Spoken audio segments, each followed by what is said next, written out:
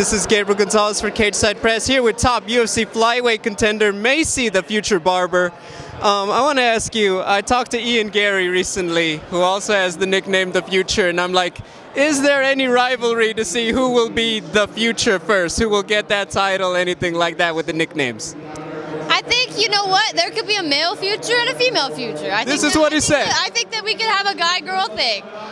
For me, I mean, I've just met him for the first time at the PI the other day, and him and his wife, and they're so sweet. So I got no animosity with him, but I'm the female future.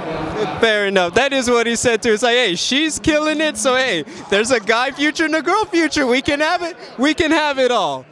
I mean, that fight with Amanda Ribas, holy guacamole. I was watching that and I was like, it was like she had hit on your boyfriend or something. It was quite the finish. Talk to me about that. Did you feel any particular, like, you know what, even by my standards, I'm having a pretty savage one tonight? I mean, I felt incredible. That's literally it. Like, I knew that I was going to have a great performance. I knew all the work that we had put in, and, you know, it was something that I had worked for, and the coaches and I had already talked about. You know, Denny Castillo had said so many times that week, I see your leg on her head, I see your leg on her head, and we practiced that cross kick so many times, and it landed and it paid off, so I was not surprised at all. Talking about that finish, obviously some people had some thoughts on like the recent decisions and all that, and I know they give you a hard time on social media.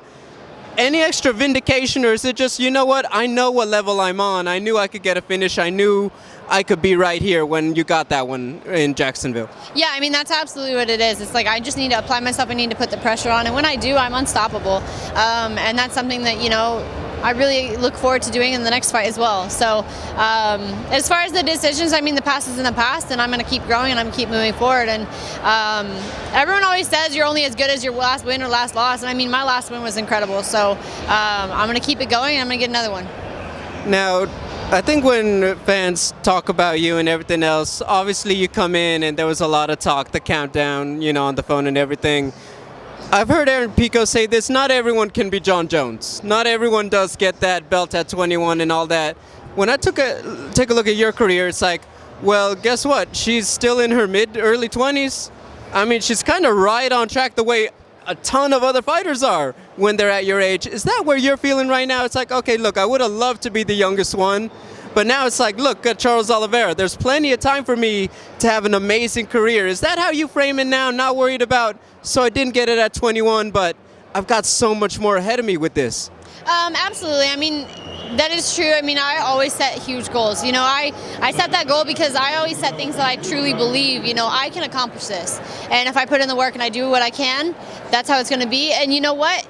Everything else is going to fall into place. So I did everything I could on my end to achieve that goal that I had set for myself. And you know what? Life threw some other things at me, and that's what God had in mind, you know? But for me, it's not a matter of if I'm going to be champion, it's a matter of when. And I know that I'm going to be a champion. So I'm going to put in that work, and I'm going to do it.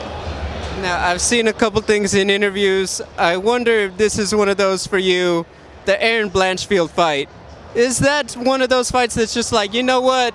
At some point, me and her just finally got to kind of settle this, you know, the two best top prospects and all that other stuff. I mean, I think that she's trying to reach her goals, I'm trying to reach mine.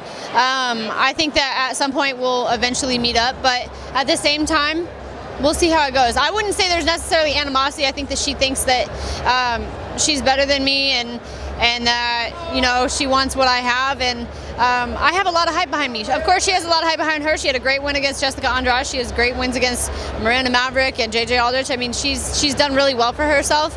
It'll be interesting to see how her next fight goes, but you know, honestly, I'm just doing me. I'm focused on me, and when it comes time, I'll wreck her too. Can I talk about your team? You guys are having a great run right now. Yan Shonan, Song Yadong over here. Obviously, Josh Emmett, tough one, but another headliner in main event. Still a big fight for him. I mean, what's that vibe right now at Alpha Male with all of you men and women? Yeah, I mean, I got to fight on the same card as Josh, and even though he didn't come away with the win, like, I don't ever look at Josh as like the fighter that you're like, I mean, I would love for him to win, but I don't care if he wins or loses right now, because just watching Josh Emmett fight he's an incredible athlete, he's a legend, and he's someone that, you know, he works hard. And he does everything that he can to accomplish his goals, and and he's an inspiration to me. So obviously, I always want him to win. And then everybody else, I mean, Song, Yan, everybody at the team, Mike Malott, everyone here they're all doing so well. And it's not just a testament of, our work ethic and everything, but it's also a testament of the team and the coaches, and the family as a whole, because everyone is going up and we're all leveling up, and it's because of Uriah, Danny Castillo, Joey Rodriguez, Guillerme, all of the coaches as a whole and as a team, Chris Holdsworth as well. So I think that as a collection, because we all are incredible athletes, we also have an incredible team, and we're just going to keep continuing to have success. It is only, last question, it is only July, but when I look at the rankings and what might make sense, I would say the girls who would make sense for you next are kind of already booked. Are you in a wait and see kind of thing for your next opponent? Or if they say, hey, Maycee, you want to stay active, we got somebody, even if they're not necessarily, what you would say, the next in line?